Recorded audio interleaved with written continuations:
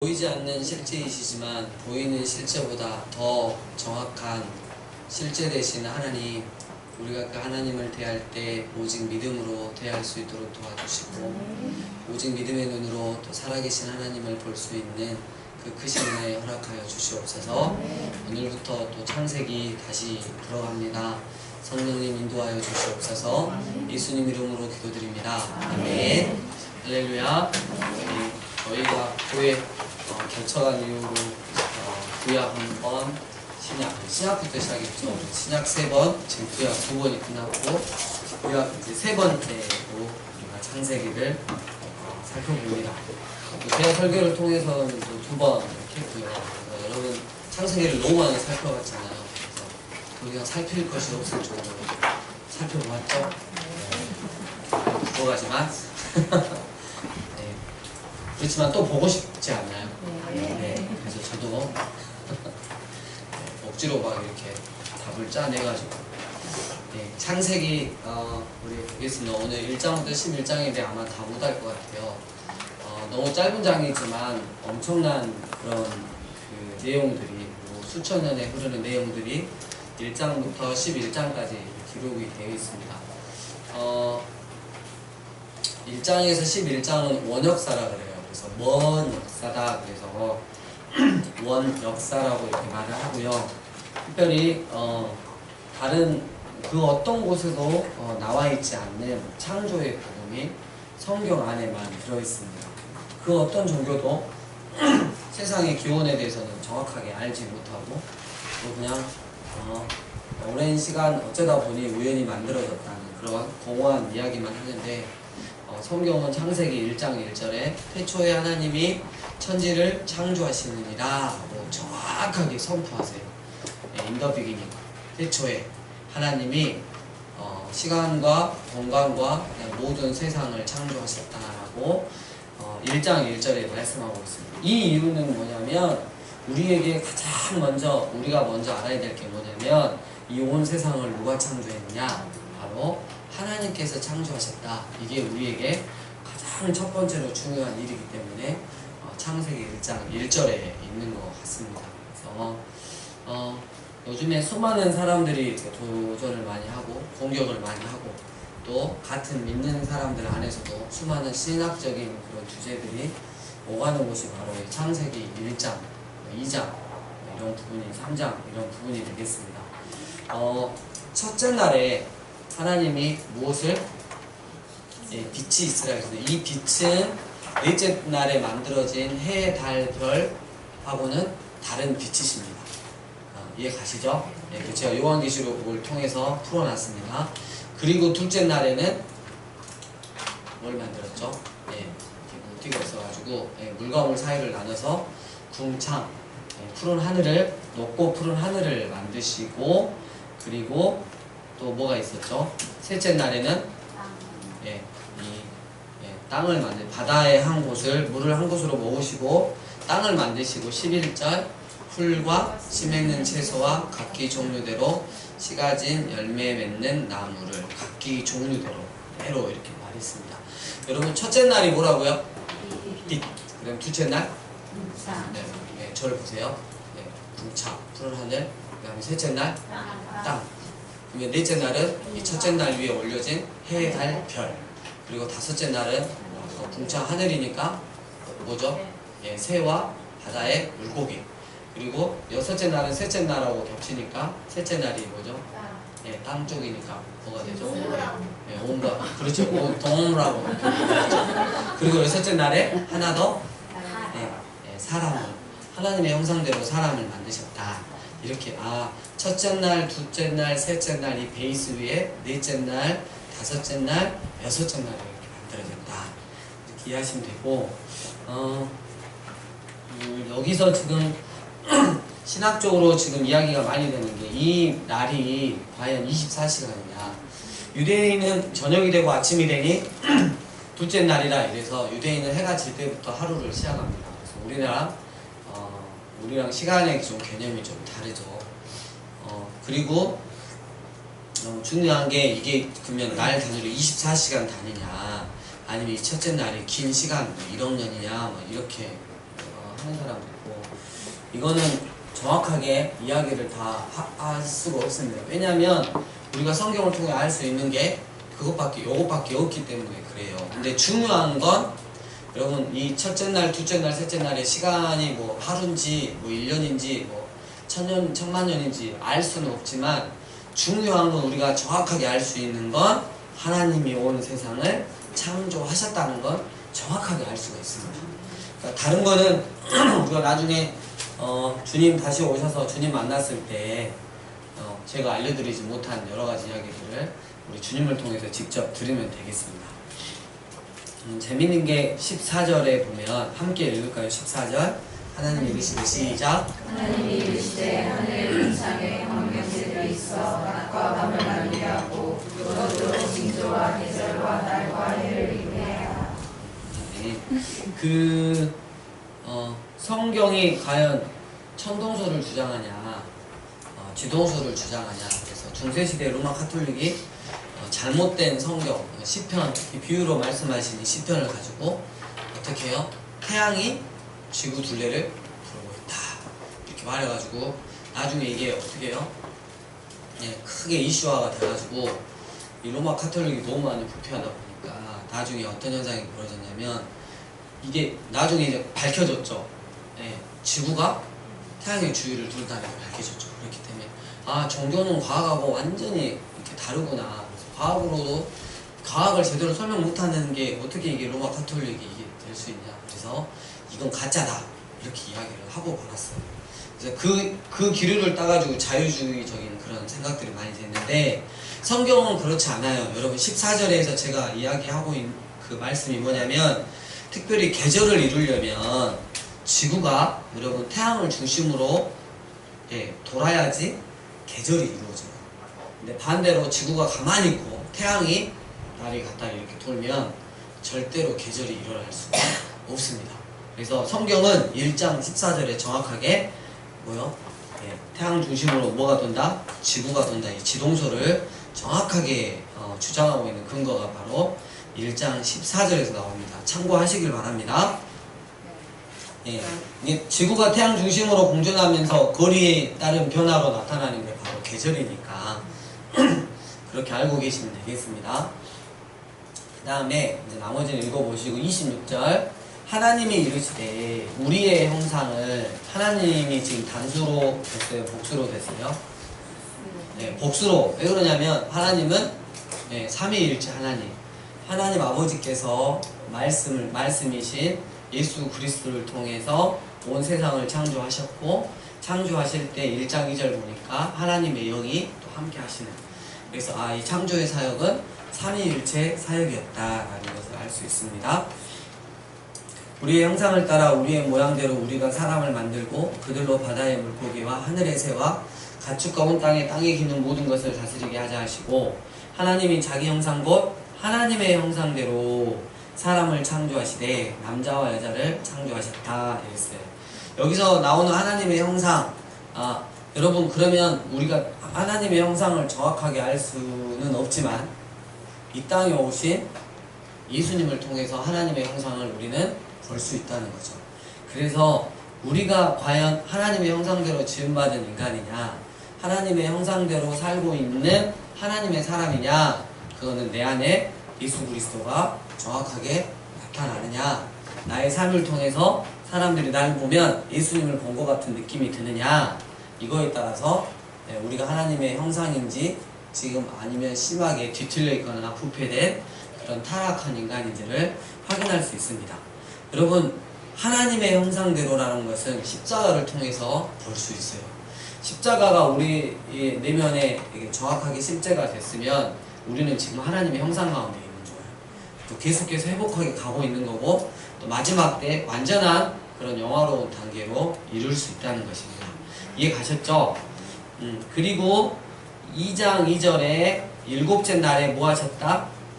안식하시니라. 하나님이 그 일곱째 날을 복되게 하사 거룩하게 하셨으니 이는 하나님이 그 창조하시며 만드시던 모든 일을 마치시고 그날에 안식하셨음이니라. 제가 이전에 말씀드렸지만 유독 여섯째 날하고 일곱째 날에 영어로 말하면 정관사 더가, 히브리어로 말하면 회의가 있다 그랬죠. 그래서 그 여섯째 날에 하나님이 하나님의 형상을 닮은 인간을 창조하셨고 그 일곱째 날에 안식하셨어요. 이 안식하신 이유는 뭐냐면 인간의 편으로 보면 우리가 하나님의 말씀으로 하나님 뜻 가운데 하나님 형상으로 창조되었음을 인정하는 피조물이 되었음을 인정하고 그 창조주 하나님과 사랑의 교제를 하는 그 예배 드릴 수 있는 날이 바로 무슨 날이다? 안식일이다 라는 것을 알고 그렇기 때문에 그 안식일이 복되고 거룩할 수밖에 없는 그래서 우리가 이 땅 가운데 창조된 가장 핵심적인 목적 하나님과 임마누엘 하나님과 함께하며 교제하는 것 나의 나된 위치를 알고 하나님을 예배하는 것 이게 바로 일곱째 날에 해야 될 안식일에 해야 될 그 날임을 강조하고 있는 것입니다. 이해가셨죠? 예. 너무 다들 진지하시는데 곧 수면 상태로 수면 속에 들어가실 것 같은 느낌입니다. 제가 이번에 그 컨퍼런스를 갔다 왔잖아요. 일명 교육 선교사.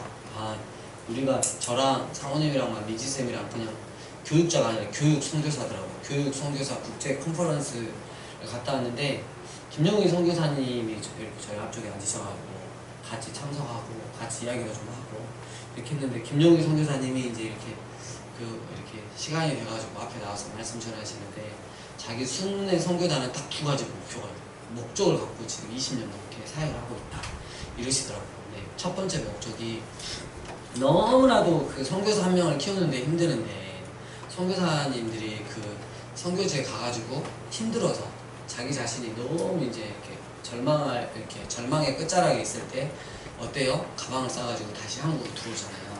근데 이게 진짜 100명, 200명 키우는 것보다 선교사 한 명이 그 퇴각을 하면 언어부터 해가지고 엄청난 하나님 나라에서 그 손해라고 해요. 그래가지고 김용희 선교사님이 순단을 만들면서 첫 번째 목적 선교사들의 그 퇴로를 차단해가지고 절대로 한국으로 복귀하는 일 없고 거기서 그냥 죽을 수 있도록 죽을 수 있도록 하는 게 그래서 이유 없이 조건 없이 가서 어디 선교사가 힘들다 그러면 힘낼 때까지 도와드리고 힘이 나시면 어떻게 해요? 조용히 빠져나오는 역할이 바로 순회 선교사 첫 번째 역할. 그리고 두 번째 복음학교 이런 것들을 계속 하고 계시잖아요. 그래서 두 번째 목적이 뭐냐면 영적인 기복주의를 말씀하시더라고요. 나는 이렇게 교회에서 신앙생활 이렇게 바르고 반듯하게 해서 나는 장로되고 내 아내는 군사되고 딸들 잘 해가지고 그렇게 편하게 하늘나라 갈 수 있는 보통 꿈이잖아요. 근데 김용희 선교사님 어떻게 우리가 십자가 복음을 만났는데 절대 그럴 수는 없다. 그래서 이런 영적인 기복주의자들 편하게 교회 중직자 하다가 잘 먹고 잘 살다가 이렇게 가는 자연 추락 자연적으로 자연사 되는 그런 성도님들이 생기지 않도록 어떻게 해서든지 목숨을 주님께 바쳐가지고 이 주님을 위해서 이렇게 막 살아가다가 순교의 마음으로 죽을 수 있도록 그래서 자연사 되는 성도들이 없도록 주님께 받은 은혜가 크니까 두 가지를 말씀하시는데 정말 그렇더라고요. 그래서 저도 다짐을 했어요. 우리 성도님들 절대 자연사를 다 긴장을 하시고 아무튼 귀한 시간들이었고 우리 너네스쿨이 어떻게 가고 있는지 잘 점검해 볼 수 있는 시간이었습니다. 제가 거기서 발언을 하나 했어요. 성경 통독 워크샵 들어갔는데 제가 성경 통독에 관심이 많아서 들어갔는데 너무 이렇게 이상하게 이렇게 해석을 하셔가지고 그리고 목사가 좀 그러잖아요. 그래가지고 그건 아니라고 그냥 했는데 그분들이 저 나가고 난 다음에 저분은 우리랑 그 복음 안에 있는 사람이 아닌 것 같다고 그래서 제가 한마디면 이난 지금 당할 거라고 그래서 제가 이야기했어요. 미안하다고. 근데 성경 통독에 관해서 어떤 도움을 청하면 내가 가서 해주겠다고. 거기도 계속 만들어져 가고 있는 과정이니까 아직은 이제 그런 부분에서 좀 부족한 부분도 있고 우리보다 훨씬 나은 부분도 있고 그래서 아무튼 제가 위험에 처했다. 그래서 자연사가 되지 않고 한마디 이단사가 될 뻔한 그런 일이 있었답니다. 요즘에 신천지 이만희 씨가 강주의 모 병원에 지금 입원해 있어요. 그래서 암이 김남희 그를 비롯한 그 집화장들이 마지막 이제 이만희 씨가 돈을 이만희 씨가 이만희를 몰고 다니면 돈이 되거든요. 가지고 이만희를 저번에 강주에서 병원에서 이렇게 허리 여기 척추가 이렇게 수술을 했는데 이 죽기 전에 많이 써먹어야 되니까 막 데리고 다니면서 어떻게 해요? 너무 지폐를 많이 연 거야. 이만희가 재발해가지고 병원에 있어요. 여러분 찾아가 보셔도 앞에 어깨들이 이렇게 있어가지고 들어갈 수가 없습니다. 그래서 참 세상이 이상하게 돌아가더라고요. 여러분 우리가 이런 그 세상 가운데서 절대 우리가 자연사하지 않고 주님 앞에서 말씀대로 살아가고 순종하다가 주님께 갔으면 좋겠습니다. 할렐루야. 자, 2장 4절 할렐루야. 이거 김용희 선생님 잘하시는 말씀입니다. 2장 4절은 에덴 동산이 나오는데 이건 며칠짜리 창조되냐 이렇게 물으시면 안 되고요. 모든 게 창조된 다음에 특별히 에덴 동산만 줌을 해가지고 쫙 해가지고 확대경을 놓고 다시 거기만 좀 자세히 설명한다고 생각하시면 되겠습니다. 2장 4절에 이것이 천지가 창조될 때 하늘과 땅의 내력이니 여호와 하나님. 하나님 이름이 여기서 처음으로 나와요. 하나님 이름이 뭐라고요? 여호와 하나님은 언약이 특별히 야훼, 언약이라는 관점에서 봤을 때 하나님의 명칭입니다. 그래서 7절에 보니까 사람을 뭘로 지으셨다? 흙으로 지으시고 그 코에 성령의 생기를 불어넣으셨다. 그래서 에덴 동산을 창설하셨다. 9절에 거기에 생명나무와 선악을 알게 하는 나무가 있었다. 그리고 16절에 하나님이 그런데 말씀을 하셨다. 네가 동산 각종 나무 열매는 다 네 마음대로 먹을 수 있지만 선악을 알게 하는 나무는 먹지 말라. 선악을 알게 하는 나무는 특별한 나무가 아니라 하나님이 그냥 하나 지정해 놓으신 거예요. 나무를 하나 지정해 놓고 야, 이 나무는 네가 딱 봤을 때 하나님이 날 창조하셨지. 하나님이 나랑 자발적인 선과 악을 선택할 수 있음에도 불구하고 난 언제나 하나님 기쁘신 뜻대로 선택하고 하나님과 교제해야겠다라는 그 선악을 알게 하는 나무를 하나 딱 두신 거예요. 그러니까 우리 하나님이 이렇게 인격적이시라는 거예요. 우리에게 무조건적인 찬양과 무조건적인 예배를 받으시는 게 아니라 네 마음에서 스스로 우러나는 찬양과 예배를 받으시고 싶어 하시는 거죠. 그럼 이걸 빼버리면 우리는 그 로봇가 됐겠죠. 그리고 18절에 아담이 혼자 사는 게 좀 그래서 거시기에서 돕는 배필을 하나님께서 이렇게 주셨고, 이 돕는 배필은 여러분 조금 이따 보겠지만 선악과를 따먹고 타락한 인간들에게는 이제 그 위치가 생겼어요. 질서가. 누가 다스리죠? 여자를? 남자가 다스려요. 이건 죄된 세상에 죄된 인간의 모습이에요. 근데 지금도 어때요? 집안에 남자가 여자를 이렇게 하고 다스리면 안 되죠. 반대로 너무 억울하다. 여자가 힘이 세가지고 똑바로 안 하냐 이 남편아 막 이래가지고 두드러 패고 막 이렇게 널 절대 자연사시키지 않겠다 말고 이러도 문제가 되는 거죠. 이 문제를 우리 주님이 오셔서 해결하셨어요. 그래서 이 그리스도가 예수님이 교회를 위해서 생명을 주신 것처럼 남자는 여자를 사랑해야 되고, 그 다음에 교회가 목숨을 다해 주님을 주님으로 섬기고 살아가는 것처럼 아내들은 어떻게 해요? 주님을 그렇게 교회를 사랑하듯 주님을 사랑하듯 사랑하는. 그래서 이제는 어떻게 했어요? 다시 동등한 위치가 됐어요. 여러분 돕는 배필이라고 하는 건 옆구리에서 이렇게 뽑았으니까 갈비뼈에서 뽑았으니까 동등한 위치예요. 밑에 있는 위치가 아니고 위에 있는 위치도 아니고. 그래서 그런데 이제 그 주 안에서 이렇게 남편을 거의 주님처럼 잘 섬겨라. 이게 또 가정의 또 창조 원리가 이렇게 되는 거고. 섬긴다고 해서 밑으로 들어가는 게 아니에요. 정말 고수는 어떠죠? 밑으로 들어갔는데 결국은 남편을 좌지우지하는 그런 영적인 고수가 돼요. 뭔가 좀 이렇게 겸손한 것 같은데 결국 남편이 다 당하고 있는 이런 것들. 굉장히 행복한 거죠. 어제 우리 그 은솜이 아버님이 저도 깜빡했어요. 너무 토요일 날에 청소를 좀 도와드려야 되는데 깜빡했어요. 이게 좀 갔다 오느라고. 혼자 청소를 다 하신 것 같아요. 근데 가정을 생각해보면 마음이 아픈 게 얼마나 또 아내가 또 이렇게 칭찬을 했을까 생각을 하니까 너무 또 마음이 아픈 거야. 그래서 들리는 말로는 막 안 그래도 교회에 나오기도 힘들어 죽겠는 사람한테 청소까지는 그렇게 한다고.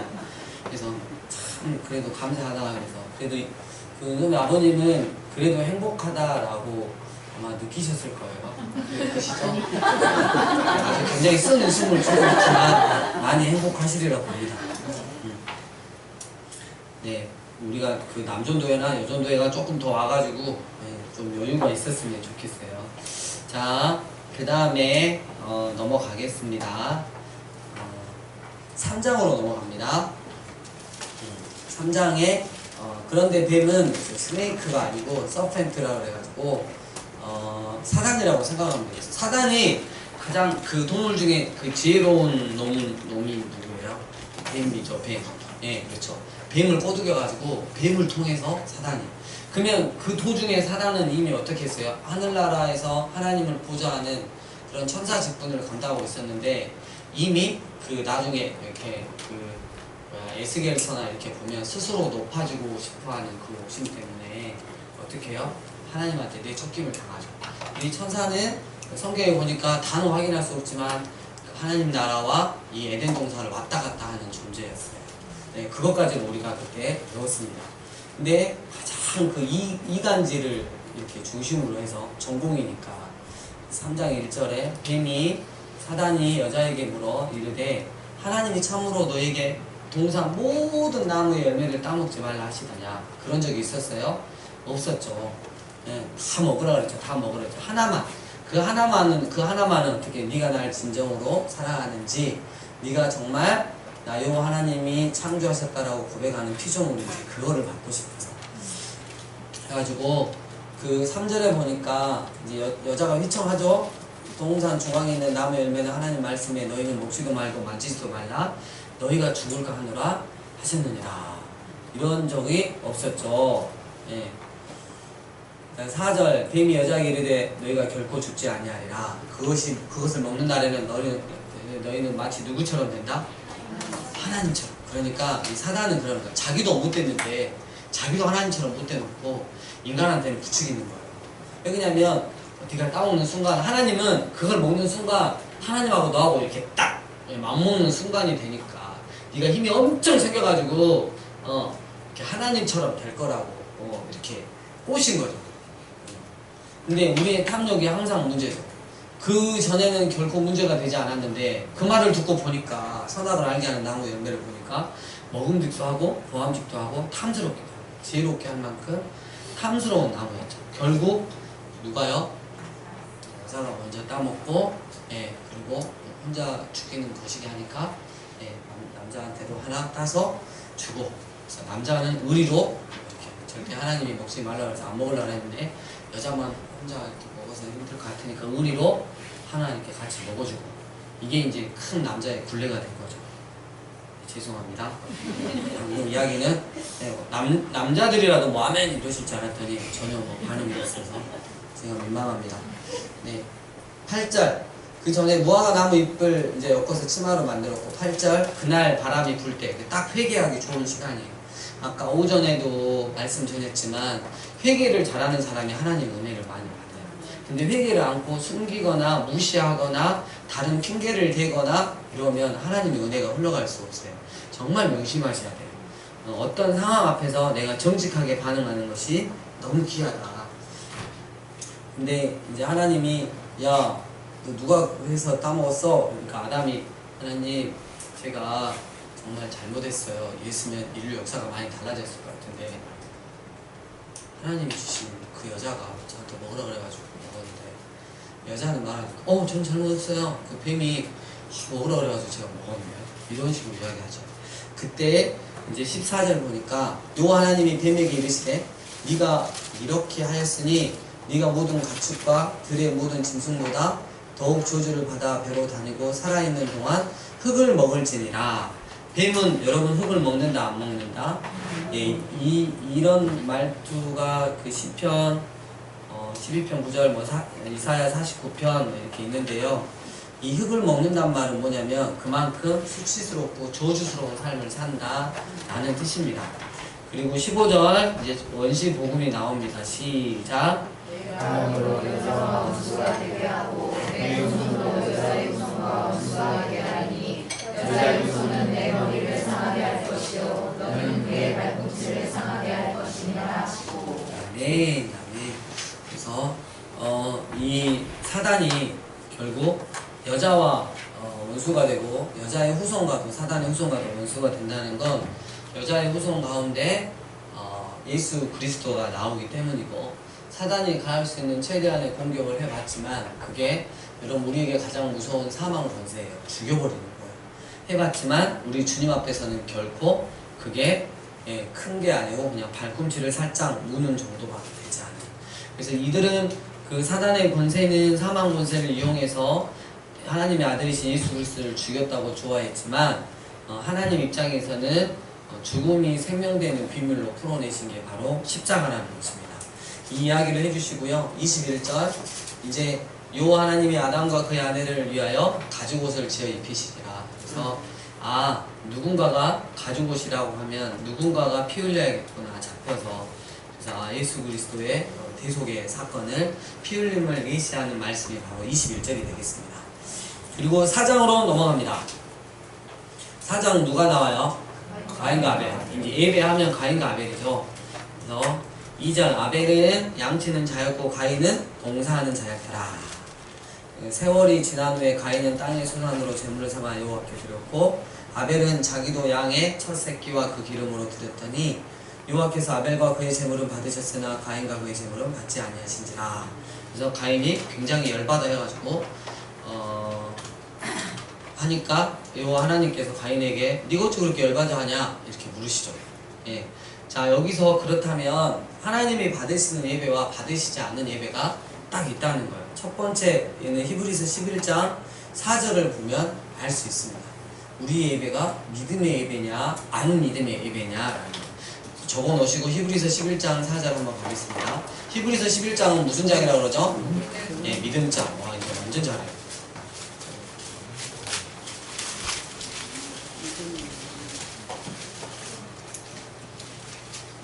히브리서 11장 4절 함께 읽겠습니다. 시작.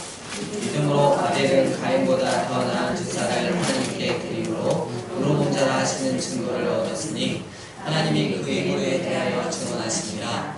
그가 죽었으나 그 믿음으로써 지금도 말하느니라. 예배를 드릴 때 우리의 방식으로 예배를 드리는 게 아니라 하나님이 원하시는 방법으로 예배를 드리는 건데 그건 오직 뭐다? 믿음이라는 거예요.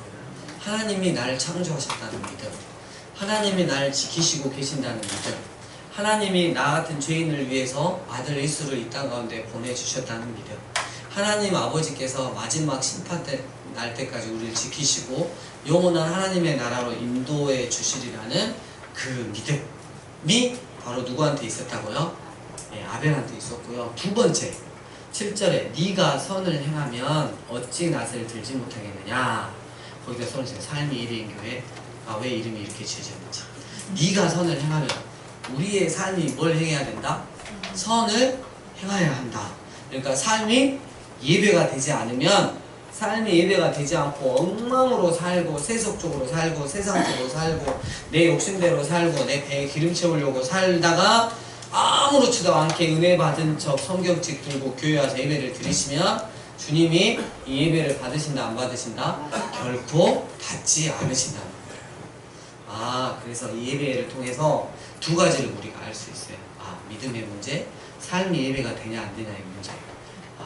정말 삶이 똑바로 안 되면 정말 철저하게 회개하고 하나님 은혜를 구해야겠구나 라는 것을 알 수 있습니다. 쭉 읽어보시고요.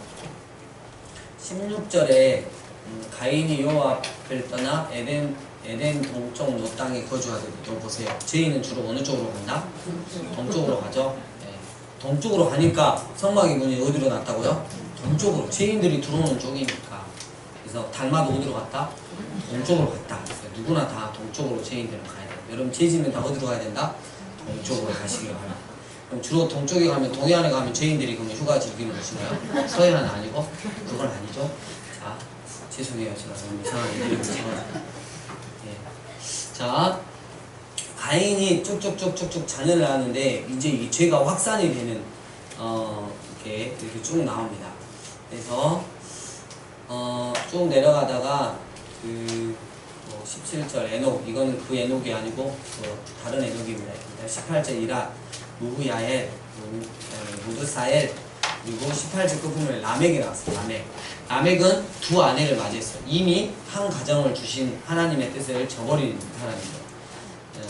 아내를 둘 가졌고, 그 다음에 자식을 쭉 낳았는데, 자, 그 아내 중에 한 명 실라라고 하는 사람이 있는데요. 22절, 실라는 두발가인을 낳았으니 그는 구리와 새로 여러 가지 기구를 만드는 자요, 두발가인인 노인은 나아마였더라.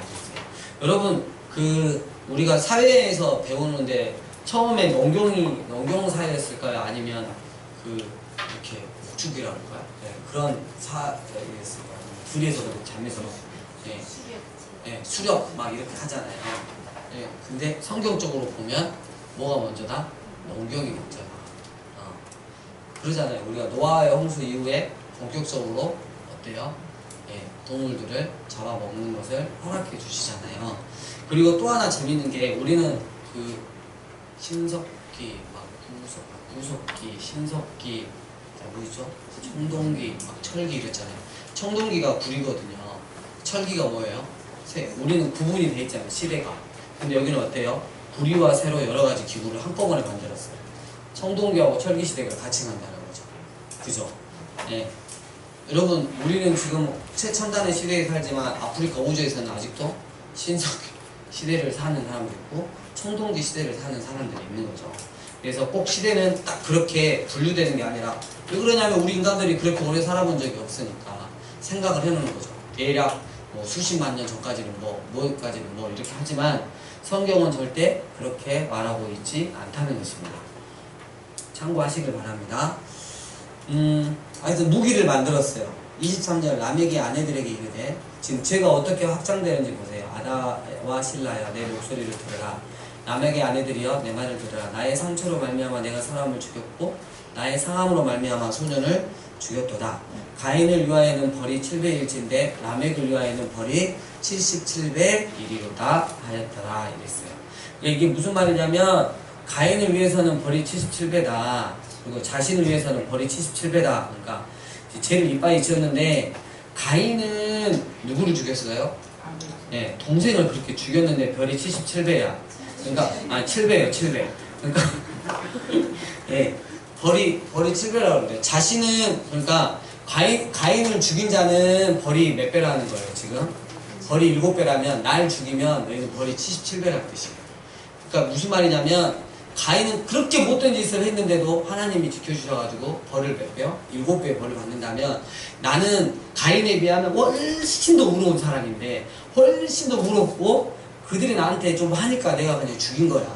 그러니까 나 같은 사람을 죽이면 너는 벌을 몇 배 받는다? 77배를 받는다는 거야. 야, 죄를 지어놓고도 어떻게 해요? 아주 당당하죠. 이런 세상이 되었습니다.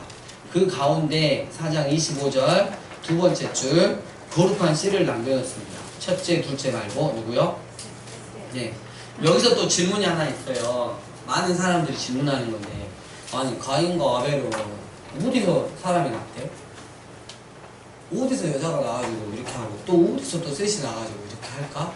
이런 질문들을 많이 해요. 신학적으로도 많이 질문하고. 그래서 어떤 분은 이렇게 추측을 하죠. 요즘에 굉장히 좀 유력한 것 중에 하나인데 좀 당황스럽더라고요. 그 당시에는 아담과 하와 하나님이 한 1000명 정도 샘플이 있습니다. 남자 여자. 그래서 아담이 좀 대표적인 게 아니고 그냥 다 있는 무리 중에 하나였다. 이렇게 있어요. 그 시대를 안 살아봤으니까. 근데 이상하게 이게 좀 많이 먹혀 들어가고 있더라고요. 신학 기류에서. 그래서 깜짝 놀랐고요. 그렇다면 우리는 이걸 어떻게 받아들여야 하냐. 예. 하나님께서는 지금 인류 구원의 사역에 필요한 것들을 성경에서 이렇게 기록해 놓고 있어요. 아담과 하와가 자식을 낳을 때 지금 가인, 아벨, 그다음 셋째 거룩한 씨 셋 말고도 어마무지한 수를 낳았겠죠. 예, 어마무지한 수를 낳았고 그들 안에서 결혼했겠죠. 그 족보가 여기 다 기록돼 있으면, 여러분 그 역사학자 여기 성경 역사학자가 했을 때 노아 때만 해도 30억 명 정도로 추산을 해요. 여기 30억 명 여기다 집어 들어가려면 말이 돼요? 안 되잖아요. 그러니까 지금 하나님께서 말씀하시고자 하는 그것들 안에 딱 구속사적인 관점에서 그 사람들만 추출해서 지금 기록이 되어 있다는 거, 그렇게 우리는 이해하시면 되겠습니다. 대부분 사람들은 그래요. 신학자들이나 안 믿는 사람들도 성경의 전체적인 건 이해를 이렇게 믿어요. 근데 예, 전체적인 거는 이렇게 뭐 창조 막 이런 거 전체적인 거는 막 흐름은 다 믿는데 이런 세부적으로 들어갔을 때 다 이건 아니다, 가짜다. 성경은 좀 불편한 진실을 말하고 성경은 좀 거짓이 있다 이러는데 그 증명된 게 없어요. 근데 우리는 하나님을 믿기로 한 이상 성경이 저는 성령님의 감동으로 되었기 때문에 그 어느 것 하나도 거짓이 있을 수 없다.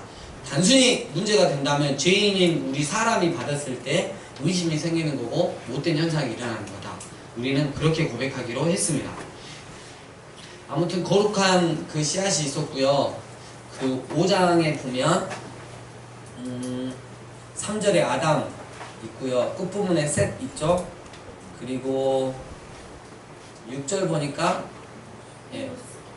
에노스. 그래가지고 보세요. 에노스를 나오는 807년을 지내면 자네 807년 동안 105세에 나와가지고 약 700년 동안 A를 깠어요. 여러분. 기록이 되겠어요. 야, 너희 몇 명 났냐? 나 750명 났는데 옆집 가서 너는 얼마나 났냐? 920명. 너 대단하다. 막 이러면서 지금 서로 이야기를 하고 있는데 우리는 뭐 한두 명 갖고 하죠. 그 다음에 9절에 게난, 12절에 마할랄레 맞죠? 15절 야렙, 그 다음에 18절 우리가 잘 아는 누구요? 에녹 색칠해 놓으시고 에녹을 낳은 후 800년을 지내며 자녀들 낳았으며 그는 962세를 살고 죽었다. 에녹은 65세에 누구를 낳았어요? 네, 이거 정말 중요하죠. 무두셀라를 낳고 무두셀라를 낳은 후 에녹은 그 전에도 경건했지만 완전히 300년 동안 하나님의 뜻에 온전히 맞추고 동행하며 자녀들을 낳았어요. 여러분 무두셀라는 분명히 하나님의 이름을 지어주셨을 것입니다. 이 무두셀라는 그 창을 지키는 자, 그러니까 마을을 지키는 자라는 뜻이에요. 무두셀라는 딱 창을 들고 그 마을을 어떻게 해요? 지키는 자예요. 그러니까 이 창을 가지고 그 마을을 지키는 자, 이 뜻이 만약에 이 사람이 죽어버리면 어떻게 되는 거죠? 이 마을은 이제 완전히 어떻게 되는 거죠? 무방비 상태가 되는 거죠. 근데 에녹이 하나님이 이름을 지어줬을 때 진짜 깜짝 놀라는 거예요. 무두셀라가 그럼 죽으면 이렇게 타락한 인간들 하나님 쓸어버리시겠다. 이걸 느낀 거예요. 그래가지고 그때부터 하나님을 안 그래도 경건한 삶을 살았는데 더 두려워하며 공경하면서 하나님과 함께 지냈어요. 24절 에녹이 하나님과 동행하더니 하나님이 그를 데려가심으로 세상에 있지 아니하였더라. 무두셀라는 187세에 누구요? 라멕을 낳았어요. 자, 무두셀라가 몇 살 때요? 187. 그리고 이 라멕은 앞에 나온 라멕이 아니에요. 라멕은 28절 몇 세요? 182세에 누구를 낳았어요?